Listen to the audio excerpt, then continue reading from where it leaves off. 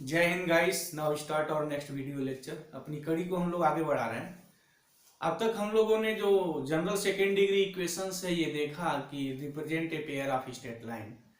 तो कंडीशंस क्या थी कि सेकेंड डिग्री इक्वेशंस हमारा जो है वो एक straight line pair of straight line represent करेगा। उसके लिए हमने बात की थी उनके बीच एंगल क्या होगी, उस एंगल को हमने निकाला था। कहने का हमारा मतलब क्या है कि जो जनरल सेकेंड डिग्री का जो इक्वेशन है, meaning X square plus B Y square plus 2hxy plus 2gx plus 2fy plus c is equal to 0। This is the general second degree equation. Always represent a straight line if and only if की condition है कि ये जो determinants है A H G हो गया, H G यहाँ आ गया, बी हो गया, एफ हो गया, एफ हो गया, सी हो गया, इसकी वैल्यू 0 होनी चाहिए। वैसे एक फार्मूला और है, वो फार्मूला ये है कि A B C plus 2f(g(h) minus A F square minus B G square minus C H square is equal to 0। अच्छा, ये मेरी लिखने की आदत नहीं रही है। हमेशा जो हम pair of the straight line prove करते हैं तो वी यूज द डिटर्मिनेंट। इस डिटर्मिनेंट को यूज करके हम लोग 0 निकालते हैं क्योंकि वो थोड़ा आसान भी होता है। जब हम डिटर्मिनेंट्स बना लें तो कुछ प्रॉपर्टीज होती हैं जो डायरेक्ट ये प्रूफ करती है कि this value of determinant is 0, कि जो डिटर्मिनेंट है उसकी वैल्यू 0 हो गई। क्या क्या रूल है? जैसे पहला एक है कि अगर 2 रो या 2 कॉलम इक्वल हो जाए, कोई रो या कोई एक कॉलम अगर 0 हो जाता है तो definitely this represent this determinant is the 0 here. तो अगर डिटर्मिनेंट मतलब ये जो वैल्यू है इसकी वैल्यू अगर 0 आ जाती है, मीनिंग इस डिटर्मिनेंट की वैल्यू अगर 0 हो जाती है, तो हम ये बात कहेंगे कि जो जनरल इक्वेशन है जो सेकेंड डिग्री है always represent a pair of the straight line. तो ये हम लोगों ने ये बातें देखी। अब इसके बाद इसमें एक और चीज आती है कि जो होमोजीनियस सेकेंड डिग्री इक्वेशन है, तो होमोजीनियस की थोड़ी बात कर दें कि यहाँ इक्वेशंस का मतलब हमारा क्या है, इंटायर जो हमारा जो सिलेबस होगा उसमें X and Y variables here. तो अगर वेरिएबल्स में आप इक्वेशंस लिखे हैं और उसके ईच टर्म का जो पावर है वो कांस्टेंट है तो उसको हम लोग होमोजीनियस कहते हैं। कहने का हमारा मतलब क्या है, यहाँ जैसे वेरिएबल एक्स वाई है, यहाँ एक्स में पावर 2 है, वाई में पावर 2 है, यहाँ एक्स में पावर 1 है, वाई में पावर 1 है, तो जो वेरिएबल्स में पावर है उनका सम 2 हो गया। यहाँ 1 है, यहाँ 1 है, 2 हो गया। यहाँ वेरिएबल एक्स है, पावर 1 हो गया। तो ईच टर्म का पावर यहाँ मेरा 2 नहीं है, कहीं 2 है तो कहीं 1 है। तो सेकेंड डिग्री का इक्वेशन है, but this is not homogeneous. Homogeneous का मतलब यहाँ है कि जो ईच टर्म होना चाहिए ना, उसमें जो वेरिएबल प्रेजेंट है उसके वेरिएबल्स की जो पावर है उनके सम सेम होने चाहिए, तो उसको हम लोग होमोजीनियस कहते हैं। तो अगर मुझे सेकेंड डिग्री होमोजीनियस इक्वेशन से लिखना है तो कैसे लिखेंगे, ये X square plus 2hxy plus by square is equal to 0। This is the homogeneous second degree equation and this is always represent this always represents pair of straight lines। बिना किसी conditions के ये pair of the straight line represent करता है। But ये जो general second degree equation है ये pair of the straight line तभी रिप्रेजेंट करेगा जब ये कंडीशंस इन्वॉल्व होनी चाहिए, मतलब कि डिटर्मिनेंट की वैल्यू 0 होनी चाहिए। अगर इस डिटर्मिनेंट की वैल्यू 0 नहीं आ रही है तो ये कभी भी pair of the straight line represent नहीं करेगा, ठीक है। लेकिन अगर हम होमोजीनियस सेकेंड डिग्री इक्वेशन लिखे हैं तो without any condition this represent pair of the straight line. तो कहने का हमारा मतलब क्या हुआ कि जो होमोजीनियस सेकेंड डिग्री इक्वेशन है ना, वो खुद अपने आप में कंडीशन हो गई है कि represent a pair of the straight line. तो सेकेंड डिग्री होमोजीनियस जो इक्वेशन है, मतलब homogeneous second degree equation in x and why always represent pair of the straight line. But general ये कब रिप्रेजेंट करेगा, ये तब रिप्रेजेंट करेगा जब ये कंडीशन सेटिस्फाई होनी चाहिए। तो this concept always keep in the mind here. तो अच्छा, हम इसको प्रूफ भी कर सकते हैं, चाहे तो ये always represent pair of the straight line चुटकी बजाते ही प्रूफ हो सकता है। तो ये जो इक्वेशन है pair of the straight line represent करेगा, क्या कंडीशन होगी, इस डिटर्मिनेंट की वैल्यू 0 होनी चाहिए। तो यहाँ भी दे लेते हैं कि जो कांस्टेंट है, जो ए बी सी एफ जी, जो एच जो मेरा प्रेजेंट है यहाँ क्या है, तो ए है, एच एच ई है, बी बी है। बट इसका और इसका कंपैरिजन हम करते हैं इन दोनों से, तो जो मेरा रिजल्ट है, जो जी और एफ जो हो रहा है वो 0 हो जा रहा है ना, दिस 0। अच्छा, अगर जी एफ 0 अगर इसमें लिख दें तो क्या है, 0 होगा क्या, देखिए ए की वैल्यू क्या, ए तो वही है, एच एच ही है, बट जी हमारा 0 है, एच वही है, बी वही है, एफ 0 है, जी 0 है, एफ 0 है, सी 0 है। तो अगर किसी डिटर्मिनेंट का कोई रो या कॉलम अगर 0 हो जाता है तो उसकी वैल्यू 0 हो जाएगी। कहने का हमारा मतलब क्या होगा कि ए बी एच की हम कुछ भी वैल्यू ले लें ना, ये जो जनरल होमोजीनियस सेकेंड डिग्री जो इक्वेशन है, always represent a pair of the state line. एक और बात कि जब हम लोग होमोजीनियस सेकेंड डिग्री इक्वेशंस लिखे हैं तो वो जो लाइन होगी मेरी, वो line always passing through the origin, हमेशा ओरिजिन से पास करती है। लेकिन ये ओरिजिन से पास करती है या नहीं ये जरूरी नहीं है, ये ओरिजिन से तब पास करेगी जब सी की वैल्यू 0 होगी। अच्छा, लगे हाथ एक और बात हम कर लें कि जब हम कोऑर्डिनेट ज्योमेट्री की दुनिया में कोऑर्डिनेट ज्योमेट्री पढ़ते हैं तो कोई भी अगर हम इक्वेशंस लिखते हैं तो पाथ रिप्रेजेंट करता है। तो हमारा यहाँ जो स्टैंडर्ड है, जो पाथ बनेगा ना, वो पाथ क्या क्या बनेगा, मतलब जो नोन है हमारा, जो मुझे पढ़ना है, जो हमारा आईटी जीत का जो स्टैंडर्ड्स है, उसमें हमारा स्ट्रेट लाइन से लेकर के इलिप्स तक चलेगा। मतलब स्ट्रेट लाइन है, सर्किल है, पैराबोला, हाइपरबोला है, पूरी कोऑर्डिनेट ज्योमेट्री मुझे इन्हीं में घूमनी है। तो हमारे जो इक्वेशंस लिखे हुए हैं, always this represent a path. जैसे यहाँ हमने इक्वेशन लिखा है, this is the equation here, और इसको हम लोग जनरल सेकेंड डिग्री इक्वेशन बोलते हैं। And this represent a pair of the straight line if follow this condition. अगर ये कंडीशंस फॉलो नहीं करता है तो किस चीज को रिप्रेजेंट करेगा, हमारा आगे का वीडियो लेक्चर उन सब चीजों पे होगा। लेकिन अभी मुझे ये समझना है कि ऐसा इक्वेशंस लिखा है तो this represent a pair of the straight line if and only this condition satisfied. दूसरी बात कि अगर हमने होमोजीनियस सेकेंड डिग्री इक्वेशंस लिखा है तो बिना एनी कंडीशंस के खुद homogeneous second degree equations always represent pair of the straight line, हमेशा pair of the straight line को रिप्रेजेंट करेगा। और एक बात कि इसके लिए जो फार्मूला है ना, सेम टू सेम फार्मूला इसके लिए है, इसलिए हम सबसे पहले इसको डिस्कस नहीं किए हैं, हम इसको लेकर डिस्कस किए हैं ताकि जो बिगिनर स्टूडेंट है वो एक ही साधे सब जाए वाली कहानी को चरितार्थ ना हो, हम एक ही साधे हैं ताकि सब सद जाए, इसको साधते उसको साधते तो बड़ा एक वहां बिना मतलब कि लेंदी चीजें आती हैं। तो लेंदी चीजों से बचने के लिए ये जनरल पढ़ी, उसका पर्टिकुलर कंडीशन हो गई ना, यहाँ जी एफ सी 0 लिख दीजिए, तो this general equation of the second degree converted into homogeneous second degree of the equations. अच्छा, इस अगर ये दो लाइन रिप्रेजेंट कर रहा है तो इनके बीच एंगल का फार्मूला क्या है, हम लोगों ने निकाला है, tan theta is equal to 2√h² minus A B upon A plus B. अब यहाँ देखिए कोई रोल यहाँ जी एफ सी का नहीं है, तो इस रिजल्ट से एक बात और भी क्लियर होती है कि ये जो मेरे पेयर्स ऑफ लाइंस जो बनेंगे उनके बीच जो एंगल होती है ना, वह ए बी और एच पे डिपेंड करती है। एफ जी और सी उसमें जो कांस्टेंट इन्वॉल्व है उस कांस्टेंट पे इसकी वैल्यू डिपेंड नहीं करती है, उसकी वैल्यू क्या है क्या नहीं है। जी एफ सी की वैल्यू कुछ भी आप ले लीजिए, कोई फर्क नहीं पड़ता है, उनके बीच एंगल हमेशा कांस्टेंट रहेगी। हाँ, ये बात है कि जो लाइंस का जो कैरेक्टर है ना वो चेंज हो जाएगा, बट उनके बीच जो एंगल होगी दो लाइनों के बीच में डज नॉट चेंज, वो चेंज नहीं होगी। दूसरी बात जो हम बात कर रहे थे वो ये था कि ये हमेशा always represent pair of the straight line passing through the origin. मतलब कि अगर हम इक्वेशंस लिखे हुए हैं एक्स वाई में, उसमें कांस्टेंट टर्म प्रेजेंट नहीं है तो वह किसी भी पाथ को रिप्रेजेंट करेगा। अगर उस पाथ को मैं बनाऊंगा, फिगर में ड्रा करता हूं, तो this figure always passing through the origin. ये कोऑर्डिनेट ज्योमेट्री का बड़ा स्ट्रांग टूल्स है कि कोऑर्डिनेट ज्योमेट्री में जो हम कोई चीज एनालिसिस कर रहे हैं, मतलब कोई इक्वेशंस लिखे हुए हैं, तो वो जो पाथ बनेगा ओरिजिन से पास करेगा, वहां कांस्टेंट नहीं होना चाहिए।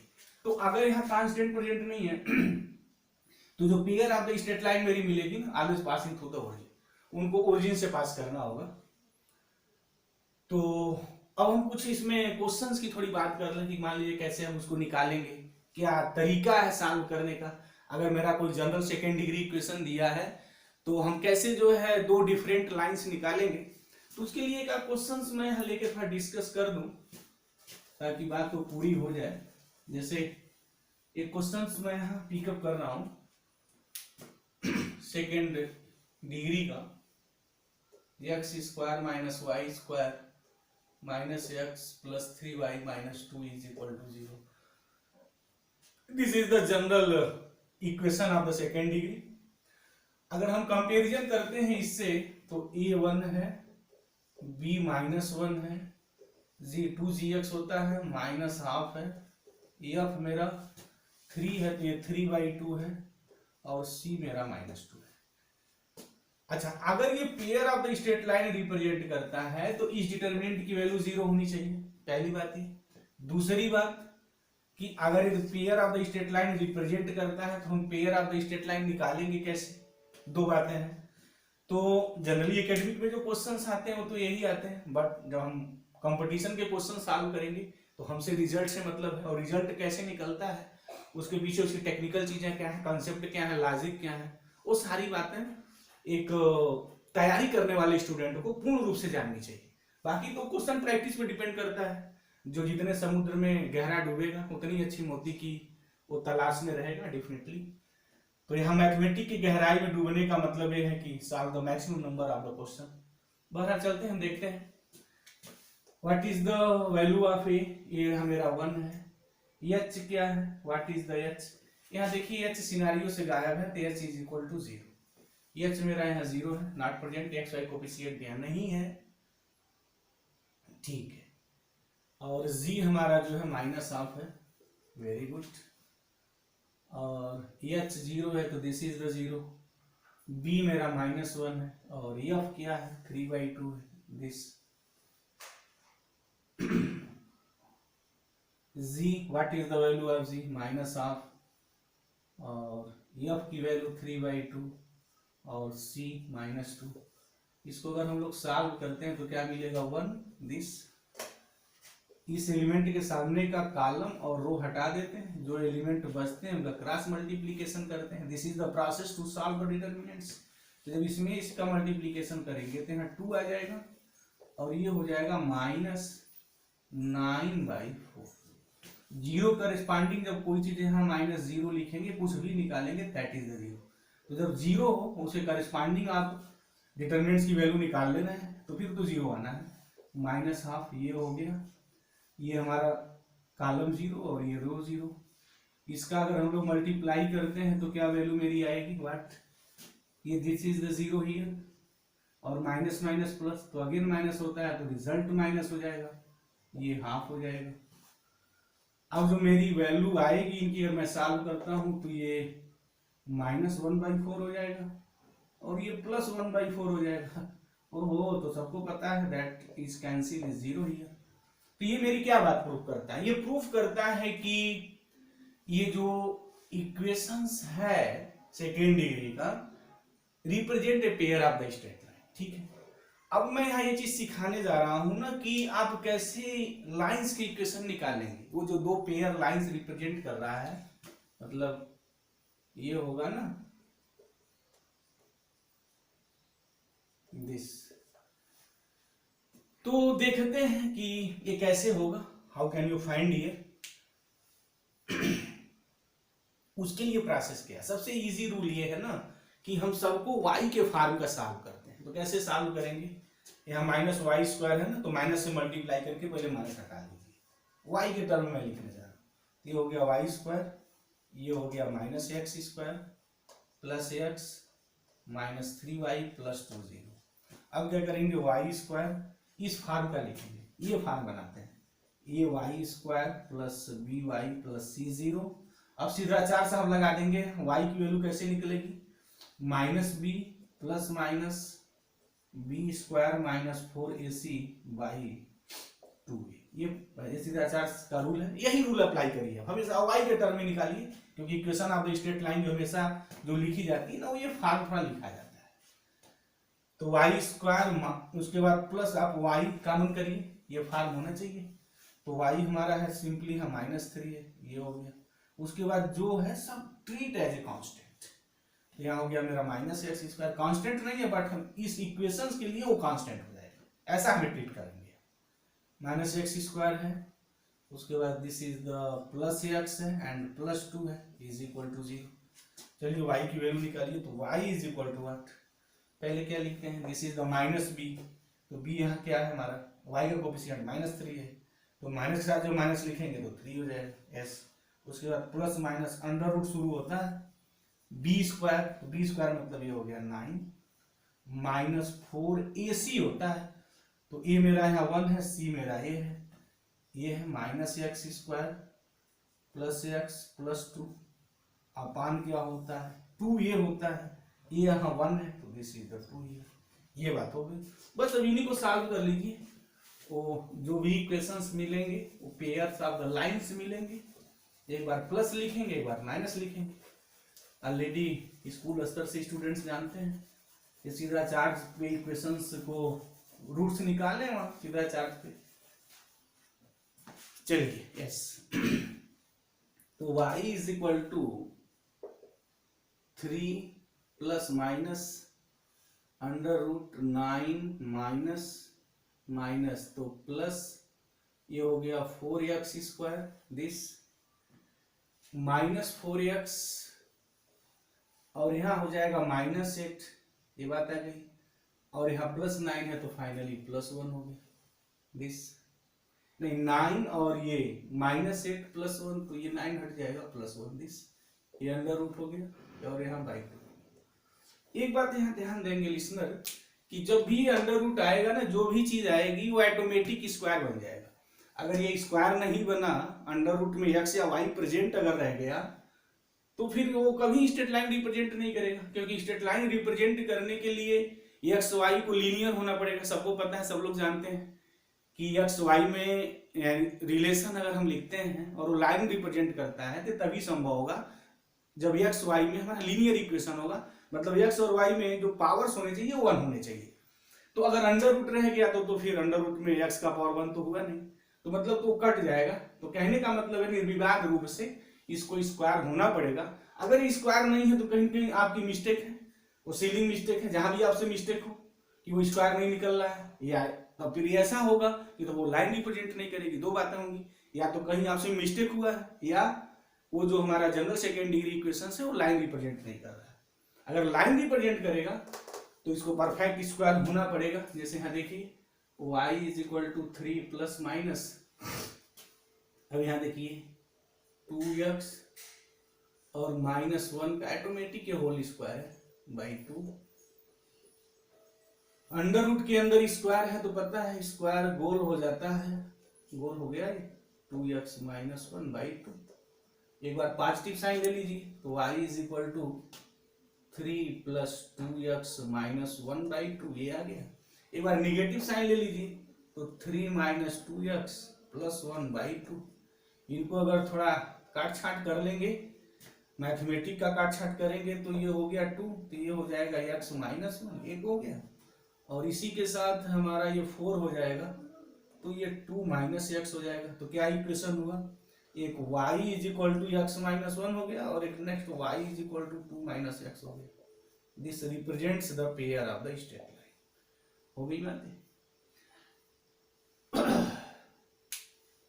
तो मुझे उम्मीद है कि ये जो लेक्चर था हमारा pair of the straight line पे, ये बात बिल्कुल क्लियर हो गई होगी। देयर इज नो डाउट, कोई डाउट नहीं रहा होगा। तो जब भी कभी हमारे जनरल सेकेंड डिग्री के इक्वेशन दें और उनसे पूछा जाए कि prove that this represent a pair of the straight line, तो सीधे ही डिटरमिनेंट की वैल्यू को 0 कर दीजिए। वो हमेशा आपको ये प्रूफ करेगा कि वो pair of the straight line है या नहीं। अगर pair of the straight line है तो only use this idea to solve to find pair of the straight line. इससे आप pair of the straight line की इक्वेशन आप निकालिए, इजी वे में आप निकाल सकते हैं। तो हम लोग का ये जो पार्ट चल रहा था family of the straight line, pair of the straight line, जो सेकेंड डिग्री इक्वेशन है रिप्रेजेंट स्ट्रेट लाइन। थोड़ा एक बात और हम उस सब थोड़ा समराइज कर दें कि मेरा जो पार्ट शुरू हो फिनिश होने जा रहा है इसके बाद हम लोग नेक्स्ट वीडियो लेक्चर्स बड़ी इंपॉर्टेंट नेक्स्ट टूल्स पे बात करेंगे, सर्किल पे। और सर्किल बड़ा इंपॉर्टेंट रोल प्ले करता है मैथमेटिक्स की दुनिया में, क्योंकि बहुत सारे क्वेश्चन जो है ना घूम करके सर्किल पे आ जाते हैं। लाइन तो एक ऑलरेडी है, बेस बना, अब एक हम लोग सर्किल का बेस बनाएंगे। तो अब तक हम लोगों ने ये देखा है यहाँ कि ये जो ax square plus by square plus 2hxy plus 2gx plus 2fy plus c0, एक ये लिखा। और एक अगर होमोजीनियस सेकेंड डिग्री की बात करें तो ये था दिस। तो ये तो always represent pair of the straight line, हमेशा pair of the straight line represent करेगा, चाहे एच ए बी की वैल्यू आप कुछ भी ले लीजिए, बी ए नहीं value of the a b है। अब तीनों जीरो मत लीजिएगा, तीनों जीरो लिखेंगे तो zero is equal to zero, तो कोई पाथ बनेगा ही नहीं। जीरो के अलावा और कोई वैल्यू लिखते हैं तो ऑलवेज रिप्रेजेंट ये straight line definitely pair of the straight line. अच्छा, ये pair of the straight line ये रिप्रेजेंट तब करेगा जब ये डिटरमिनेंट की वैल्यू जीरो होगी। अगर इस डिटरमिनेंट की वैल्यू जीरो नहीं है तो कभी भी ये हमारा pair of the straight line represent नहीं करेगा। अच्छा, फिर कैसे हम निकालेंगे, ऑलरेडी हमने क्वेश्चंस लिया कि pair of the straight line कैसे हम फाइंड करते हैं। एंगल क्या है, एंगल कैसे निकालते हैं, तो एंगल के लिए देखा सिर्फ ए बी और एच है, बाकी एफ जी सी की मेरी यहाँ जरूरत नहीं है। तो मुझे उम्मीद है कि ये जो सेकेंड डिग्री इक्वेशंस था जिससे हमारे pair of the straight line represent कर रहे थे, पूरी चीजें क्लियर हो गई होगी।